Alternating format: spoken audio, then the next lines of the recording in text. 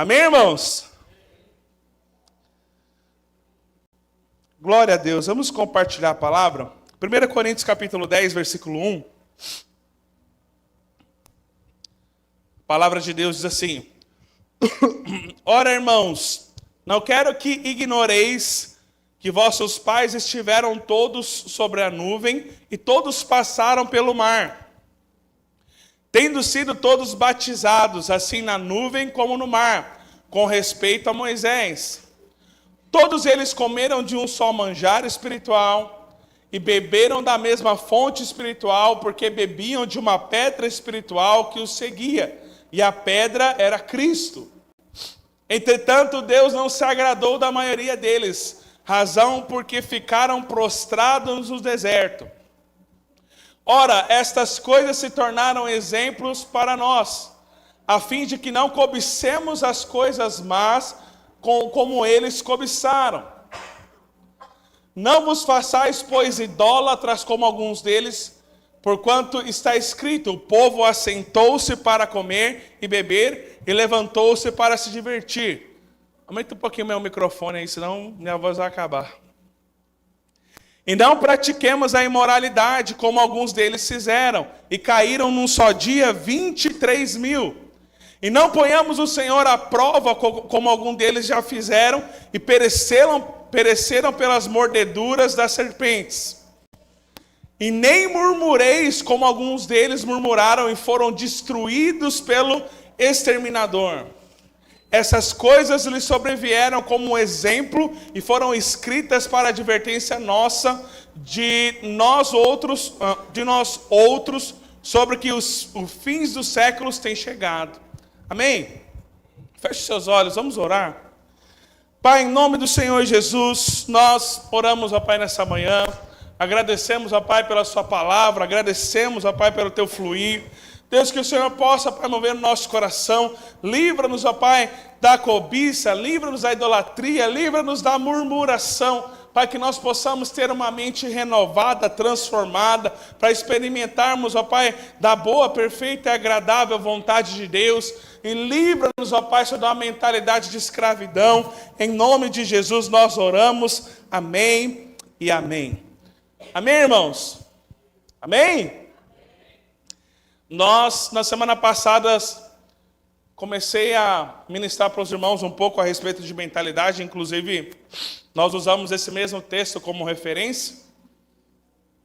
Eu queria expandir um pouco aquilo que nós começamos a falar na semana passada, porque nós falamos que o povo, semana passada, o povo que saiu do Egito para a terra prometida, mas a maior parte deles, como diz o texto, caiu no deserto porque não tiveram a sua mentalidade transformada.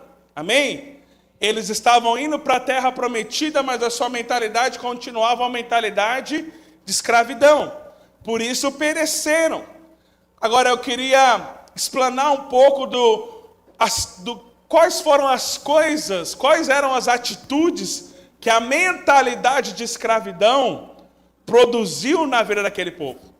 Qual era a postura, qual era o posicionamento que fez com que Deus rejeitasse aquele povo naquela época? Para que, como o apóstolo Paulo fala, nos sirva de exemplo, para que nós não caiamos no mesmo erro também, não andamos e trilhemos um caminho de derrota. Amém? Então Deus tem para você um caminho de vitória, Deus tem para você uma terra prometida, Deus não quer que você padeça no deserto, mas a diferença é qual a sua atitude diante daquilo que Deus tem dado para você. Quais foram as atitudes que aquele povo teve, que nós não devemos ter, a fim de não padecermos no deserto. Amém? Então eu queria falar um pouco sobre isso e reforçar. Existe um caminho que Deus preparou para você. Existe algo que o Senhor quer dar para você, existe uma terra prometida, existe uma promessa de Deus para a sua vida, existe algo que o Senhor chamou você para viver, seja no contexto que você está, ministerial, da igreja, na sua vida, na sua família.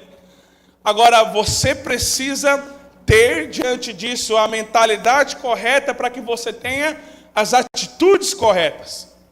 Amém? Amém, irmãos? Então, o apóstolo Paulo nos mostra ali algumas atitudes que fizeram com que aquele povo padecesse no deserto. Volta para mim lá no versículo 7. Volta mais um. A primeira atitude que nós vemos, o apóstolo Paulo fala, ora, essas coisas se tornaram exemplos para nós, a fim de que não cobicemos. Fala para o seu irmão, cobiçar. Sabe, a primeira atitude que fez com que aquele povo padecesse no deserto foi a cobiça. Sabe, essa cobiça está desde lá do passado, e esse talvez é um tipo de pecado que as pessoas não falam muito. Mas cobiçar é você desejar todo tipo de coisa má, todo tipo de coisa que vai te trazer algo que é ruim, que não é da parte de Deus. Muitas vezes as pessoas associam cobiça a você desejar aquilo que é do outro, a você invejar algo que é do outro. Mas toda vez que você deseja algo que não é de Deus para você, então você olha para algo natural e você fala, quero ser igual a essa pessoa. Você olha para o cara andando com um carrão, com a Ferrari na rua, você fala, não, eu quero ser essa pessoa, quero ter uma Ferrari, andar na rua, as pessoas olharem. Sabe, isso é cobiça. Aquele povo tinha seu coração cheio de cobiça. Agora, eu não quero me deter muito na cobiça, passa para o próximo versículo. E ele fala, não vos façais, pois, idólatras como alguns deles, porquanto está escrito, o povo assentou-se para comer e beber, e levantou-se para se divertir. Por que Paulo faz essa referência? Esse momento aqui cita quando o povo fez o bezerro de ouro. Então vocês lembram dessa passagem?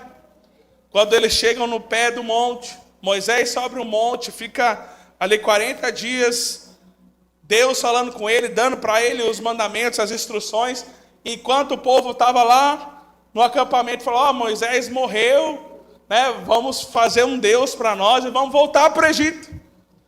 E aí eles pegam, todos dão ofertas, pegam ouro, juntam todo aquele ouro, derretem, fazem um bezerro de ouro e começam a adorar aquilo. E sabe, a palavra fala muito sobre idolatria. Nós falamos muito lá no encontro, no impacto, e muitas vezes as pessoas associam idolatria a adorar, às vezes, imagens de santos e algum ídolo ou algum deus, né? E as pessoas associam a isso. Mas sabe, meu irmão, idolatria é muito mais profundo que isso. Sabe qual que é o significado de idolatria aqui? É quando você pega aquilo que o próprio Deus deu para você e você faz dessa coisa maior do que Deus. Sabe por quê? Aquele ouro que aquele povo usou para fazer aquele bezerro lá no deserto foi o ouro que Deus deu para eles. Quando eles saíram do Egito, eles foram até os egípcios e os egípcios deram ouro para eles, deram presentes para eles, para que eles fossem embora. E Deus, de alguma forma, eles saíram escravos do Egito e a partir daquele momento se tornaram ricos, cheios de ouro, cheios de presentes. Só que lá no deserto, em um momento, eles pegam aquilo que Deus tinha dado para eles e fazem daquilo algo maior do que Deus. Sabe o que é isso, irmãos? Idolatria. Aleluia. Abaixa os volumes ali para ver.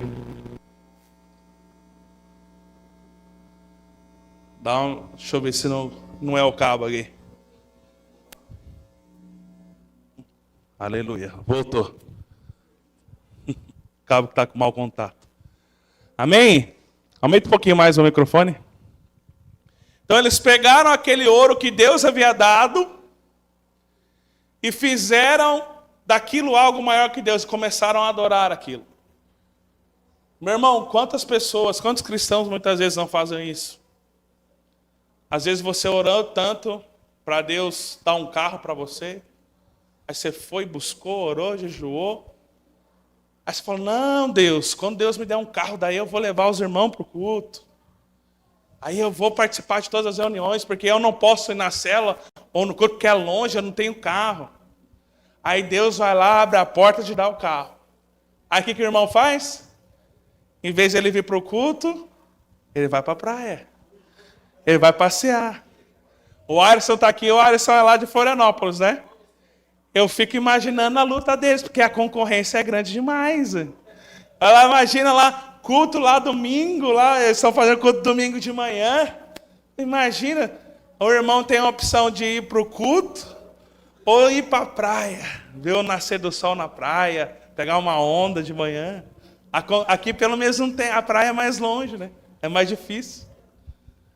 Mas o irmão ora tanto tempo ali para Deus dar o carro. Aí ele pega o carro e, em vez de usar o carro para servir o Senhor, ele usa o carro para ir para a praia.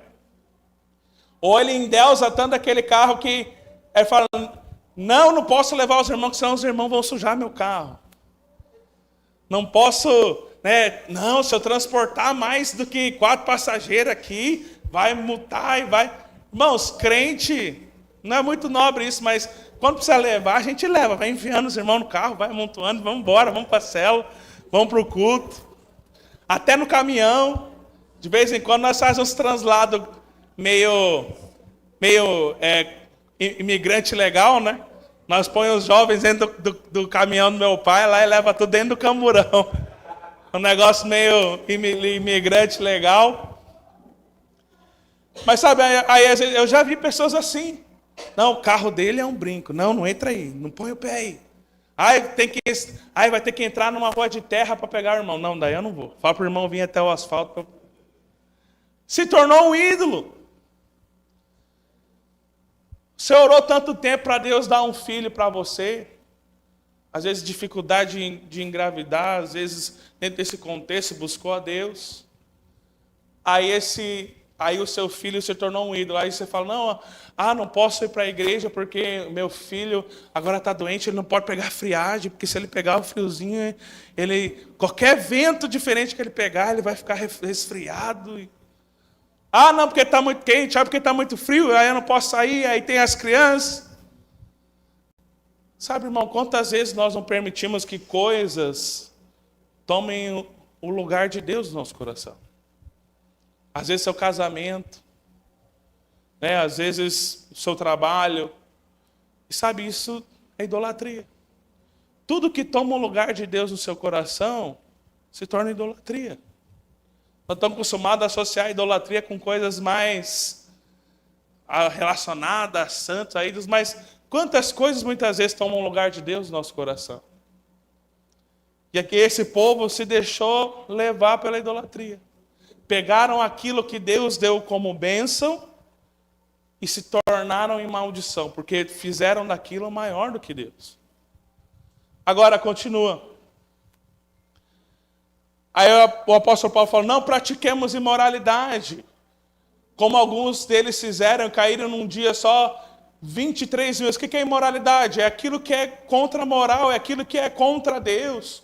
O caráter errado, fazer as coisas erradas. Agora, o último ponto, que é o mais importante, que é o que eu quero me deter. Não é esse, não ponhamos o Senhor à prova, como alguns deles fizeram, e pereceram pelas mordeduras das serpentes. E nem murmureis, porque alguns deles murmuraram e foram destruídos pelo exterminador. Fala para o seu irmão, não murmureis. Aqui é o ponto-chave. Eu creio que todas as outras estão relacionadas a esse ponto. O apóstolo Paulo fala, o Kleber pregou, um culto que eu não estava pela manhã, o Kleber pregou para os irmãos, falou sobre descanso. E o apóstolo Paulo fala lá em Hebreus que eles não entraram no descanso por conta da murmuração. Sabe, então, isso é uma instrução que o apóstolo Paulo deixa bem claro. E nós estamos falando sobre caminho, nós estamos falando de onde Deus quer te levar. E eu vou falar para você, meu irmão, a murmuração é o carro que te leva para a derrota. Fala para o seu irmão, a murmuração é o carro que te leva para a derrota. Então, assim, o que é murmuração? É quando você fala mal de algo que Deus deu para você. É quando você reclama, né, daquilo que Deus te abençoou, daquilo que Deus proveu para você. E sabe, aquele povo, se você ler o livro de Êxodo, você vai ver que aquele povo era um povo terrível. Era um povo que até Deus cansou dos caras, sabe? Do Deus cheio de amor, Deus cheio de misericórdia. Até Deus falou, ó, não aguento mais esses caras não. E sabe, isso, cara, estou falando da dispensação da lei, porque Deus ama você, mesmo quando você murmura, a graça de Deus está sobre a sua vida, mas naquele momento Deus falou, não, pelo amor de Deus, não aguento mais esses caras. Eu vou deixar esse povo no deserto até que a mente deles seja transformada. Porque na semana passada eu falei sobre a mentalidade de escravidão. E escravo reclama de tudo, porque a vida do escravo é uma vida sofrida. Mas mesmo quando Deus começou a mover e abençoar eles, eles continuavam murmurando. Eles continuavam reclamando. Eles estavam no deserto. Não tinha comida, Deus fazia comida cair do céu. Eles estavam no deserto, não tinha água, Deus dava água para eles. Eles pediam, cansei de comer pão, quero comer carne. Deus mandava carne para eles.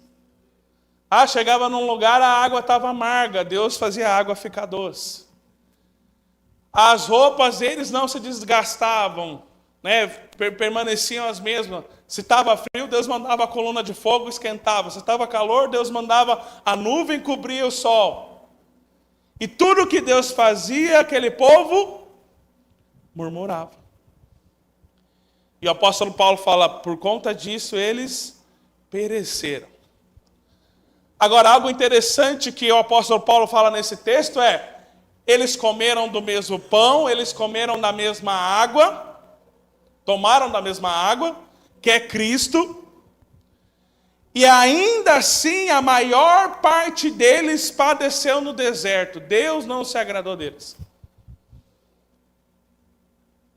Sabe, meu irmão, você faz parte de uma igreja preciosa, amém? Você tem comido uma comida espiritual, você tem bebido uma bebida espiritual que tem alimentado você, que tem fortalecido você. Mas se a sua mentalidade não for transformada, isso não vai fazer efeito nenhum.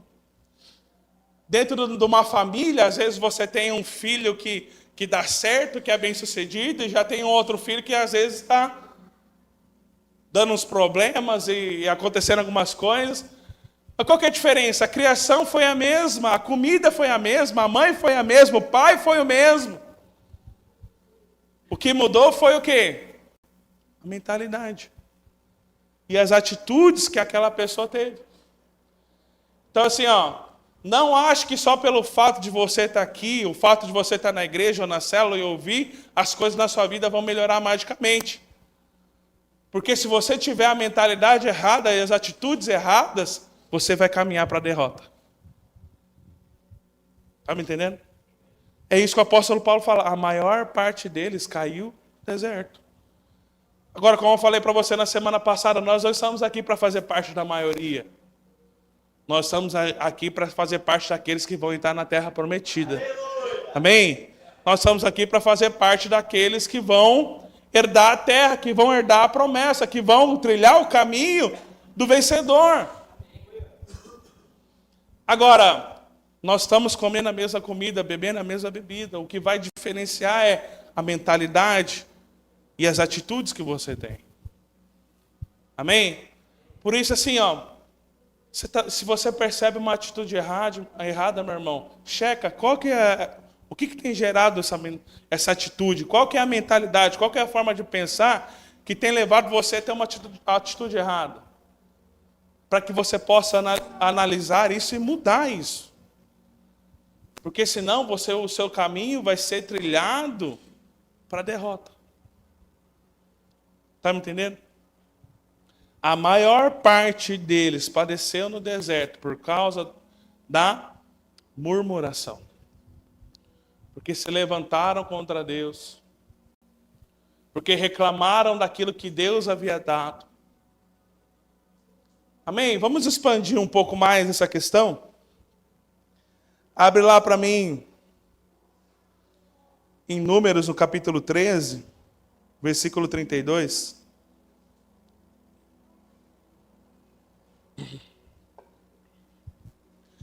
Números 13:32 diz assim.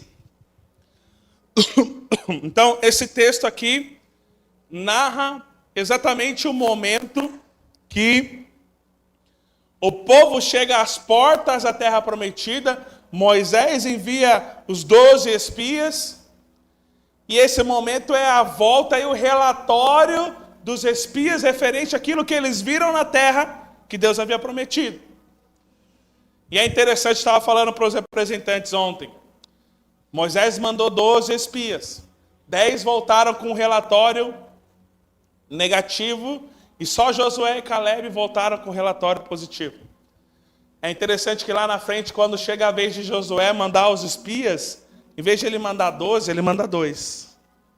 Josué já selecionou, falou, não, eu vou mandar aqueles que têm o espírito correto, aqueles que têm a mentalidade certa, porque se eu mandar igual Moisés, se eu mandar 12, a maioria vai trazer uma notícia ruim.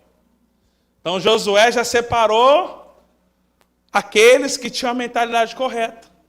Saiba escolher, meu irmão. Se você tem a mentalidade correta, você vai ser escolhido por Deus para coisas grandes. Amém? Agora, qual que é o discurso daquele povo? E diante dos filhos de Israel, infamaram a terra que haviam espiados, dizendo, a terra pelo meio da qual passamos a espiar é terra que devora seus moradores. E todo o povo que vimos nela são homens de grande estatura. Também vimos ali gigantes, os filhos de Anak são descendentes, os filhos de Anak são descendentes de gigantes. E éramos aos nossos próprios olhos como gafanhotos, e assim também o éramos aos seus olhos. Amém? Agora, qual que foi o caminho da murmuração para esse povo? Está nesse versículo. A primeiro passo, a atitude que levou eles para a murmuração e levou eles para a derrota, a primeira coisa é não ter a visão de Deus. Fala para o seu irmão, não ter a visão de Deus. Esse foi o primeiro passo que levou eles para a derrota. Eles focaram naquilo que Deus não estava focando.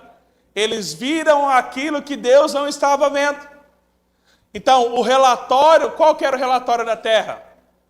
Quando volta ali, eles estavam falando, não, a terra realmente é uma terra boa, né? Terra que emana leite e mel, é uma terra excelente. Só que quando eles vão falar para o povo, qual que é o foco dele? É no quanto a terra era boa? Sim ou não? O foco deles tem gigante, tem cidade forte, tem lutas, os inimigos são fortes, essa terra vai nos destruir. Eles estavam vendo como Deus via? Sim ou não? A visão deles estava deturpada. Ao invés de eles verem como Deus estava vendo aquilo que Deus estava fazendo, eles estavam olhando com um olhar de murmuração. E esse foi o primeiro passo que levou eles para o caminho da derrota. Sabe, quando você não vê aquilo que Deus está fazendo na sua vida, quando você não vê aquilo que Deus está fazendo ao seu redor, você vai ser levado para a murmuração. E o próximo passo é você ser levado para a derrota. Porque é outra coisa, meu irmão, ninguém cai de um dia para o outro. Ninguém está um dia empresário e outro dia está na sarjeta. Existem atitudes e posturas que você vai tomando ao decorrer da sua vida que levam você para uma posição. Agora, qual que é o primeiro passo? Quando você não tem a visão de Deus. Sabe por que muitas vezes você reclama do seu marido ou da sua mulher? É porque você ainda não entendeu que foi Deus que deu ele para você. E a palavra fala que tudo que Deus dá é bom. Então, porque você não entendeu que o seu marido, a sua esposa foi dada por Deus, aí você reclama. Ah, não, porque meu marido é assim. Ah, porque ele larga as cuecas espalhadas pela casa. Ah, porque ele deixa a toalha molhada em cima da cama. Ah, porque ele é bruto comigo, porque ele não é romântico. O pastor Marcos, o nosso supervisor, ele fala, olha, se você está reclamando, na verdade a esposa dele fala, se você está reclamando do seu marido, põe ele no mercado, põe ele na rua lá, rapidinho tem uma mulher que vai achar ele. Porque as mulheres lá estão doidas atrás de homem, de marido e não acham. E às vezes você acha que o seu é tão ruim. Às vezes você acha que o seu marido tem tantos problemas, você só vê a parte negativa. Mas isso é porque você não entendeu que foi Deus que deu para você. E tudo que Deus dá é bom. Se você olhar desse jeito, você não vai murmurar. Mas quando você reclama, você não está falando mal só do seu marido. Você está falando mal daquele que te deu seu marido. Na verdade, no final das contas, a sua murmuração é contra Deus. E tem pessoas que chegam até mesmo e falam, não, esse marido que Deus deu para mim, como é que pode ser desse jeito, ter essas atitudes? Eu não sou desse jeito. Que geralmente quem murmura é quem não olha para si mesmo. Quem reclama é quem não vê os seus defeitos, as suas falhas, os seus problemas. Então, estou dando exemplo do marido, mas você aplicar outro. Essa igreja que o Senhor me colocou. Esse pastor, esse líder que o Senhor me deu. Porque é assim, assim, assado. Esse trabalho que o Senhor deu para mim. Esse patrão que me cobra. Deixa eu te falar, meu irmão, tem um monte de gente lá em outros lugares que está louco para ter um patrão para cobrar ele. Mas não tem, porque ele não tem trabalho, ele não tem renda para sustentar a casa dele. Mas aí você vai reclamar, você vai trabalhar, você está num lugar bom, e aí você murmura. Eu trabalhei algum tempo na VEG aqui. A VEG é uma empresa excelente, irmãos. Tem muita gente que quer entrar. Mas sabe que lá dentro tem um monte de gente que reclama? Ele recebe, às vezes, quase 5 salários de lucro por ano. Tem gente que pega 10 mil por ano, 12 mil por ano. Ele é peão, imagina se ele fosse um cargo maior.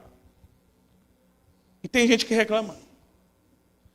Não, deu pouco esse ano. Eu falo, mas a empresa não tem nem obrigação de pagar para você. Ela está fazendo algo assim de bom grado. E você está reclamando. Tem gente que recebe o salário seco, sem nada, com um monte de desconto. Você está ganhando 5 salários a mais no ano e está achando ruim. Sabe por quê? Porque a murmuração, ela está na nossa carne. Eu falo, como que pode ter gente que trabalha aqui, tem todos esses benefícios e ainda reclama? Mas todos nós reclamamos de algo. Reclamamos do nosso trabalho, do nosso casamento, da nossa igreja, das coisas que acontecem no dia a dia. Mas quando você reclama é porque você não está tendo perspectiva daquilo que Deus fez. A hora que você parar e olhar para sua esposa e falar, essa esposa foi Deus que me deu. E se Deus me deu, é bom. E se tem algum problema, se tem algum defeito, é porque Deus está querendo ensinar algo para mim. E em nome de Jesus, se foi Deus que deu, Deus vai mudar e vai transformar ela. Na hora certa, no jeito certo. Amém? Como que você vence, então, uma visão errada que leva você a murmurar? Creia que Deus é bom. Creia que aquilo que Deus dá para você é bom. Deus te deu um filho, é bom. Deus te deu um marido, é bom. Deus te deu uma igreja. Essa igreja é a melhor igreja do mundo. Aleluia. Saiba elogiar aquilo que você tem, irmãos. Saiba agradecer por aquilo que você tem. Eu sou, pelo meu temperamento, eu sou alguém colérico, então eu sou muito exigente. Então eu sempre estou no pé dos irmãos para melhorar. Só que existe um ponto negativo dentro disso. Se você não aprende a aperfeiçoar e pegar os pontos positivos do colérico, se você não aperfeiçoar isso e usa, e você deixa isso voltar para a carne, tudo vai estar ruim. Já viu que aquela pessoa, tudo tá ruim? Alguém faz alguma coisa, tá ruim, não tá bom. Ah, não tá do jeito que ela queria, não tá... Eu tenho toque, irmãos. Eu tento me controlar, não consigo. Os irmãos estão aqui arrumando a cadeira, eu chego e arrumo de novo. Eu fui empregar ali, as luzes não estavam na posição, eu fui lá com o pé arrumar a luz, fui botar a bateria no lugar. Mas tudo isso é o quê? Por causa do temperamento. Mas Deus que teve que trabalhar comigo, por quê? Porque senão eu vou viver uma vida miserável. Se tudo que eu olhar e falar, não, o irmão fez isso aqui, o irmão está liderando célula desse jeito, não está bom. Ah, o irmão deu problema aqui, não está bom. Ah, o irmão fez isso, não está bom. Ah, sua esposa lá não fez, ela arrumou toda a casa, mas ela esqueceu de guardar a roupa. A Adriana não está aqui hoje, eu vou aproveitar. Que eu tenho uma briga com ela com as roupas, né? Porque a Adriana, o temperamento dela assim, ela começa a fazer as coisas, às vezes ela não termina. Ainda mais que as crianças. Então recolhe as roupas, aí muitas vezes ela dobra a roupa e deixa a roupa lá. Aí tem roupa no sofá, tem roupa na estante, tem roupa na cama, tem roupa em tudo quanto é lugar. Aí eu falo, qual que é a dificuldade de você dobrar a roupa, pegar a roupa e botar dentro do guarda-roupa? Você vai gastar 1 minuto a mais. Só que assim, se eu fico focando nisso, eu esqueço todas as outras coisas que ela fez. Ela fez a comida, ela cuidou da criança, ela limpou o banheiro, ela fez outras coisas. Só que eu achei ruim porque ela não fez a roupa. Aí minha vida virou um inferno por causa da roupa. Aí eu aprendi, sabe o que eu faço? Agora eu vou lá e faço. Que aí eu fico em paz. Agora eu estou em casa, eu vou lá, dobro a roupa e guardo. Aí ela briga comigo porque eu não guardei do jeito que ela queria que guardasse. Eu falei, pelo menos eu estou em paz. Pelo menos a roupa não está me atribulando. Até a louça eu estou lavando. Eu odeio lavar a louça. Aí quando a louça está lá, eu falo, não, vou lá e vou lavar a louça, vai. Então assim, quando você fica olhando só aquilo que está errado, só o problema, só vendo só a situação que está fora do padrão, você não consegue viver em paz, irmãos. Deixa eu falar uma coisa para você. As coisas não vão sair do jeito que você quer. Tira isso da sua cabeça. A sua esposa não vai ser do jeito que você quer, o seu trabalho não vai ser do jeito que você quer, os seus filhos não vai ser do jeito que você quer, a sua igreja não vai ser do jeito que você quer. E quanto antes você entender isso, melhor vai ser para você, porque aí você vai se livrar de um peso de tentar fazer as coisas serem do seu jeito. Eu entendi isso, irmãos. Fique em paz. Fique em paz. Hoje os irmãos fazem as coisas e falam, aleluia, glória a Deus, não vou nem esquentar minha cabeça. Deixa o bicho pegar, deixa. Estou nem aí. Aí eu vejo irmãos coléricos igual eu, os irmãos ficam atribulados. Porque o irmão fez isso, sabe o que eu falei? Deixa os irmãos fazer. Porque se eu for me estressar por tudo que acontece, eu não vivo em paz, eu vou murmurar. E esse é o primeiro passo para você ir para a derrota. Está me entendendo? Então saiba disso, meu irmão. As coisas não vão ser do jeito que você quer, as coisas vão ser do jeito que Deus quer. E Deus muitas vezes faz questão de deixar coisas imperfeitas justamente para poder tratar você. Justamente para poder testar você. Quando o povo entra na terra prometida, Josué vence a maior parte dos inimigos. Mas quando Josué morre, ficou alguns lugares e alguns povos ainda para serem derrotados e para serem tirados da terra. E lá no livro de Juízes, Deus diz que Ele deixou justamente esses povos lá para testar o povo. Se o povo ia continuar sendo fiel, se o povo ia pegar esse povo, ia expulsar ou ia fazer aliança com esse povo, se o povo ia adorar os deuses que esses povos estavam adorando. Sabe por que Deus deixa coisas imperfeitas na sua vida? Para que realmente seja um teste para você. Para que você possa ser testado, mas não para ser reprovado, para ser aprovado. Para que a sua mentalidade mude, para que você seja transformado. Está me entendendo? Então, quando você para de ter uma visão de murmuração e começa a olhar Deus diante das circunstâncias, das situações, e começa a ter alegria naquilo que Deus é para você.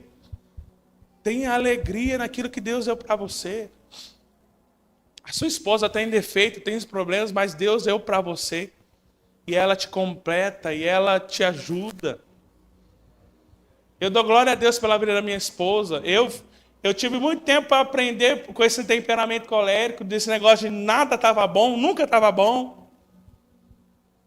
Mas hoje, glória a Deus, eu paro e olho e falo, glória a Deus pela vida da minha esposa, porque ela me completa. Eu sou uma pessoa, às vezes, sisuda, carrancuda. Às vezes os irmãos, eu não sei se os irmãos às vezes têm esse problema comigo, às vezes você não falou. Mas na outra igreja, às vezes o irmão ficava bravo comigo, aí falava para o pastor que eu passava pelos irmãos e não cumprimentava. Porque às vezes eu estava lá no culto, estava fazendo as coisas, e às vezes estava tão focado, e às vezes passava para os irmãos e não cumprimentava. Aí os irmãos iam reclamar para o pastor. E às vezes com a cara de bravo, né? Nós falamos lá em casa que é a cara de Mariano, né? Que aí a minha mãe tem essa cara, o Caio tem essa cara, e a Maria Luísa e a Elisa saem com a mesma cara. Mas essa cara sisuda, mas não é porque a gente é bravo, não, irmãos. A gente é bonzinho, é legal. Mas quem tem a primeira impressão, olha assim e fica meio receoso. É verdade? Agora, por que eu estou te falando isso? Porque minha esposa é ao contrário de mim. Minha esposa é simpática. Minha esposa sorri para todo mundo, conversa com todo mundo. Aí eu levo elas à visita, é uma maravilha, porque aí ela começa a falar e ela interage, e eu estou ali, que não é o meu ponto forte. Mas o que acontece? Ela me completa. Aí eu estou lá, aí eu tenho que segurar ela para ela não segurar ou não falar tanto. Mas eu dou graças a Deus, por quê? Porque a simpatia que eu não tenho, ela tem. Que o sorriso que às vezes eu não tenho, ela tem, né? E essa questão de aproximar as pessoas. Então aprenda a olhar aquilo que Deus deu para você e falar, aquilo que Deus dá é bom. Deus te deu um trabalho, esse trabalho é bom. Deus te deu uma esposa, um marido, esse marido é bom, esse filho é bom. Amém? Agora outro problema desse povo. Além deles não olharem para aquilo que Deus estava falando, eles começaram a exaltar o inimigo. Abre lá para mim. Números 13, 31.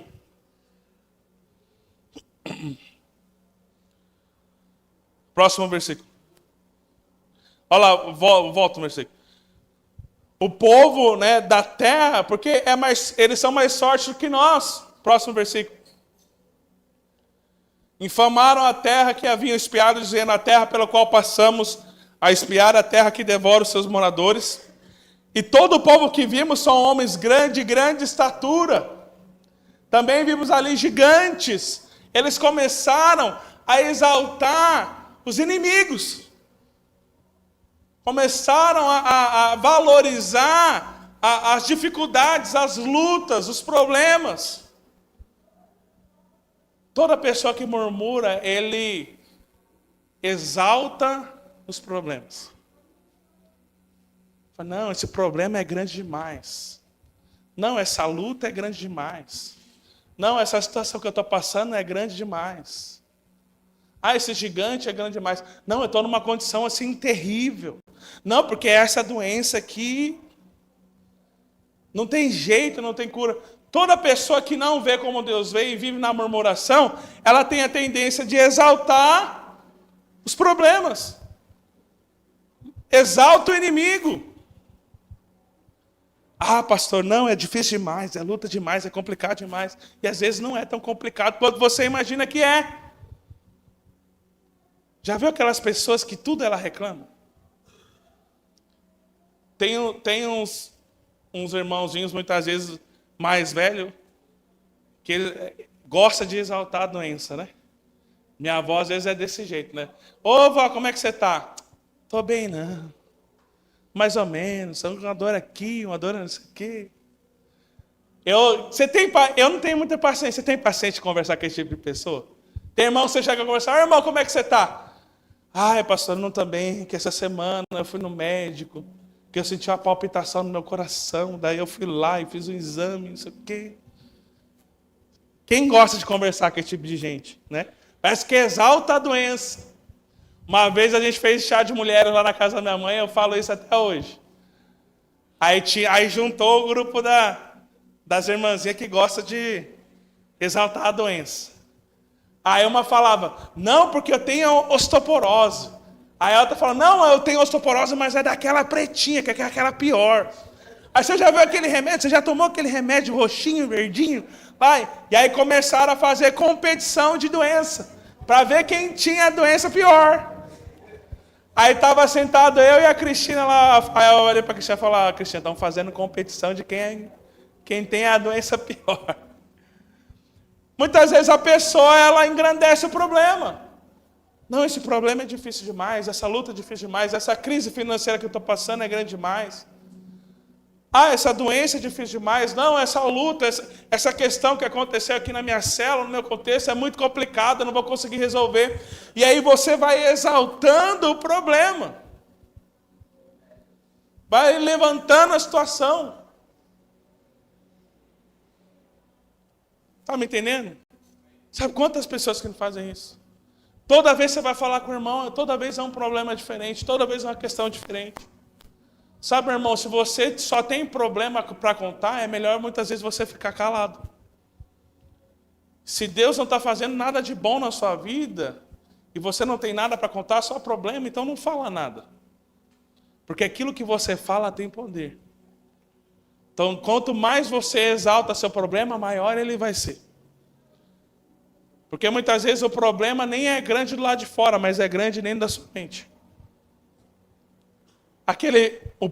Esses espias falaram que aquele povo era grande e forte, que eles iam destruir eles. Mas quando você vai ver lá na frente, lá em Josué, como é que o povo da terra estava? Tremendo de medo do povo de Israel. Porque eles ouviram falar aquilo que Deus tinha feito com o Egito a favor do povo de Israel. E aquele povo estava atemorizado. Não, porque eles são grandes, não, porque eles são fortes, não, porque eles são gigantes. E o povo lá, o inimigo lá, tremendo as pernas de medo dele. Sabe, meu irmão, pare de exaltar seus problemas. Pare de compartilhar seus problemas. Pare de levantar sua doença, sua situação financeira, suas crises profissionais, o problema do seu casamento. Porque muitas vezes esse problema só é grande dentro da sua cabeça.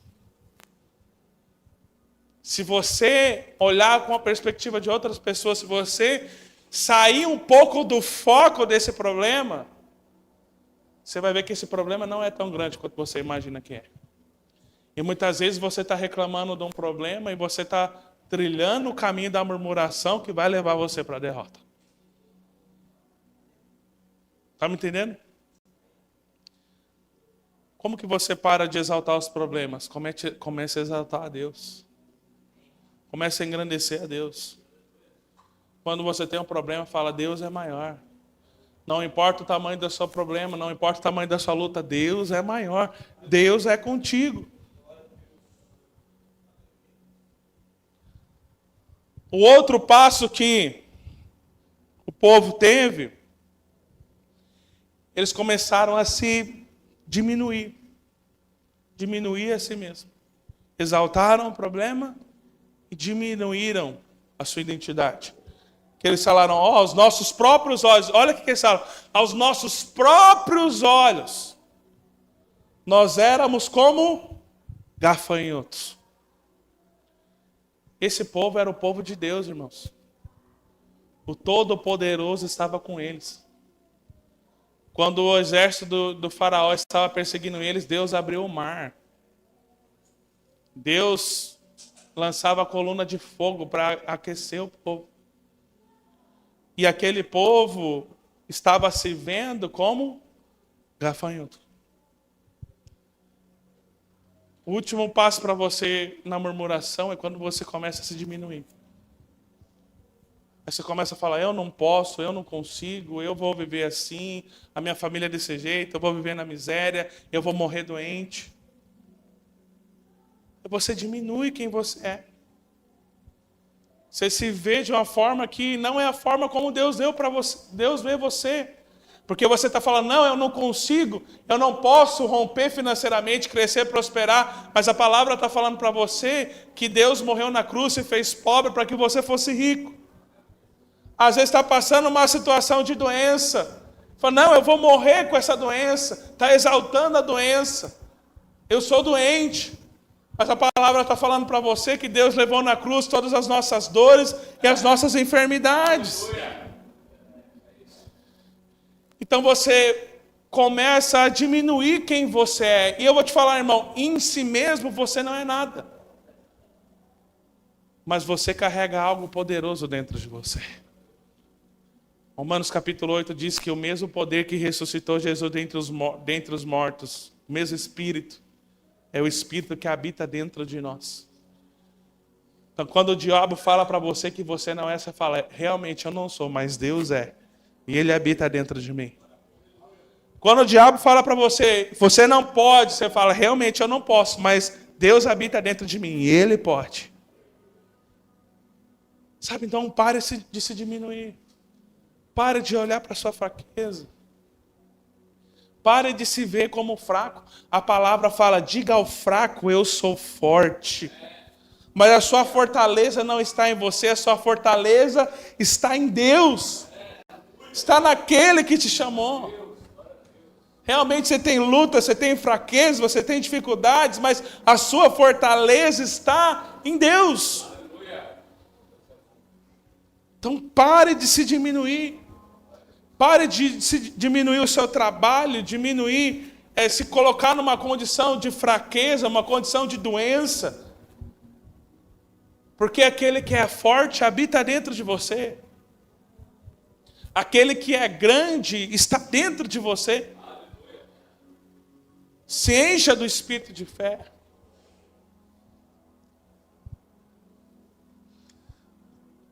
Abre para mim Números 14, 7. Olha a resposta de Josué e de Calebe. Você vai ver que é completamente oposto.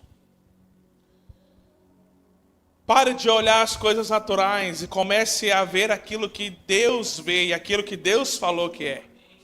Pare de exaltar os problemas e comece a exaltar a Deus e aquele que está junto com você. Pare de se diminuir e comece a engrandecer aquele que habita dentro de você e a identidade que Ele deu para você na palavra.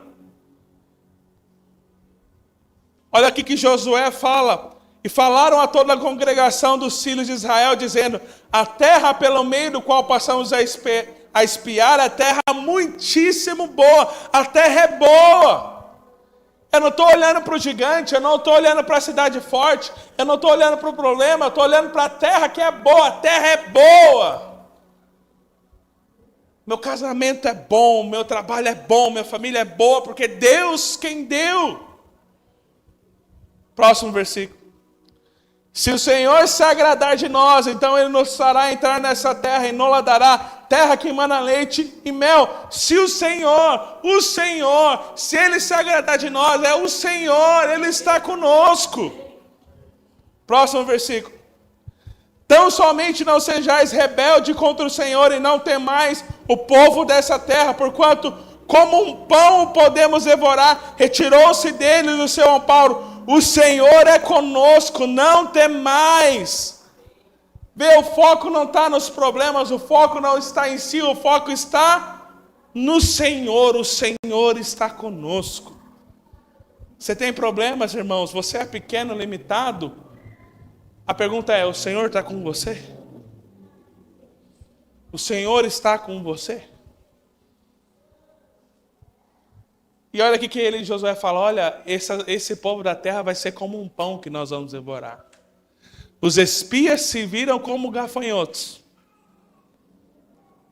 Josué e Calebe falaram, esse povo, esses gigantes, vão ser um pão que nós vamos trucidar. Quando você olha na perspectiva de Deus, quando você tem um espírito diferente, as provas, as lutas se tornam, na verdade, alimento para você. Alimento que faz você crescer, alimento que faz você ser expandido, alimento que faz você fortalecido. Então pare de olhar para as provas e para as lutas como algo ruim e veja como algo que te fortalece. O apóstolo Paulo fala lá em Romanos que ele se alegra nas tribulações e nas provas. Porque a tribulação produz esperança, produz experiência. Então pare de olhar para os problemas e para as lutas e para as dificuldades e veja, na verdade, isso como algo bom que Deus deu para você, inclusive os problemas. Porque esse é o pão que te alimenta. Que essa semana seja cheia de problemas para você, irmão. Pastor, que profecia ruim. Sabe por quê, meu irmão? Se você tiver o espírito correto, você vai falar, amém, pastor. Eu quero é problema, porque o problema é meu alimento. O problema é quem me fortalece, o problema é quem me transforma. As lutas é quem me fazem crescer, é quem me dão experiência, é quem me fortalecem a fé. Mas se você for do espírito da murmuração, que Deus não te dê problema. Mas se você for do espírito da fé, fala, pode mandar, Deus, que aqui é valente. Aqui é corajoso, aqui é forte e corajoso como Josué. Você consegue ver a diferença do discurso? Por isso eu falo, meu irmão, para de murmurar. Para de botar o foco naquilo que Deus não está colocando foco. Para de botar o holofote naquilo que Deus não está colocando.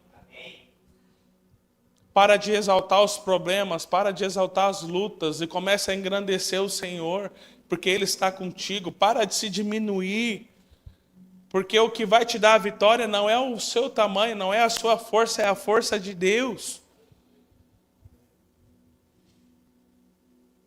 Amém? Coloque-se de pé, vamos orar.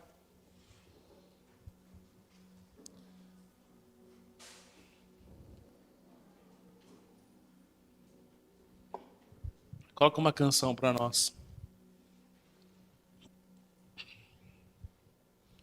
Que você possa sair do caminho da derrota para trilhar o caminho da vitória. Meu irmão, para de murmurar. Porque eu te falar, meu irmão, quanto mais você murmura, é um passo a mais para a derrota. Agora se levante, comece a engrandecer o Senhor. Comece a agradecer pelas provas, pelas dificuldades. Comece a engrandecer o Senhor. Comece a olhar como Deus olha. Comece a crer na bondade de Deus. Feche seus olhos, vamos orar. Fala com o Senhor, fala, Deus, muda meu coração. Muda a minha mentalidade.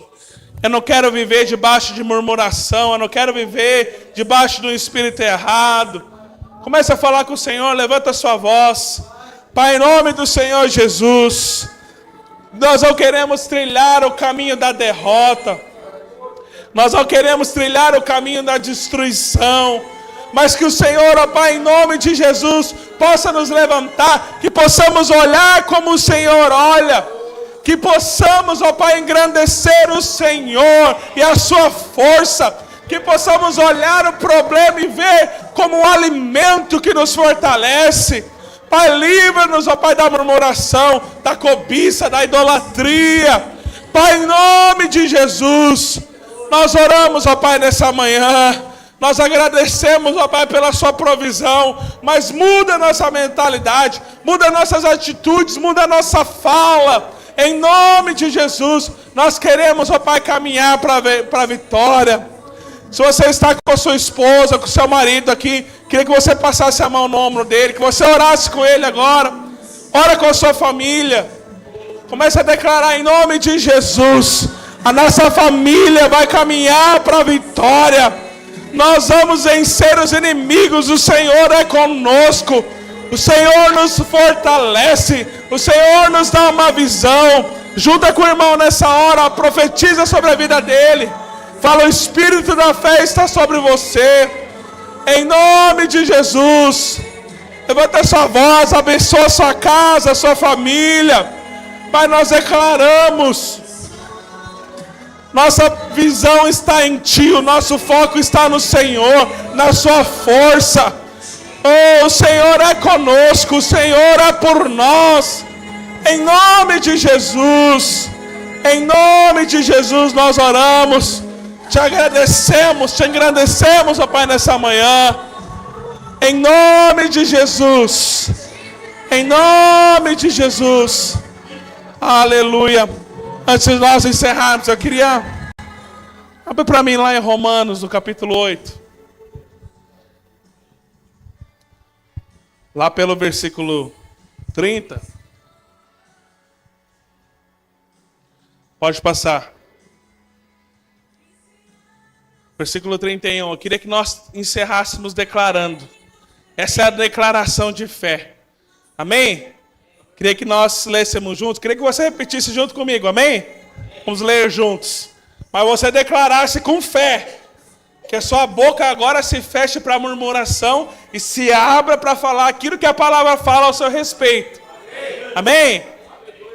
Vamos declarar juntos, hein? 1, 2, 3.